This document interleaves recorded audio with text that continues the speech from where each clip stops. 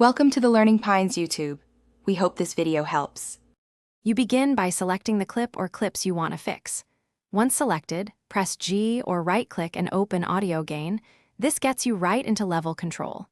Use Normalize Max Peak to set a target, for example, -6 dB, or type a specific +/- dB value to lift or reduce level. Make sure you choose the correct scope. Clip gain affects only the clip. If you mean multiple clips at once, pick the batch option so everything matches immediately.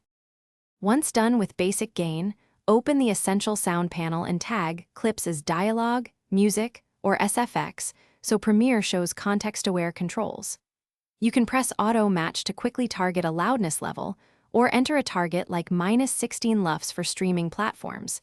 This balances perceived loudness versus raw peaks.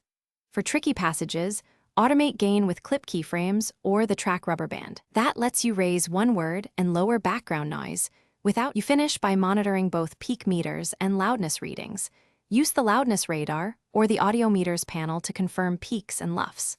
When exporting, decide whether to normalize during export or bake the adjusted gain into files. Make sure your deliverable meets the platform's target. If you encounter clipping or distortion, lower the gain by 3/6 dB and add a limiter effect. This preserves dynamics while preventing overload and ensures consistent results across playback systems.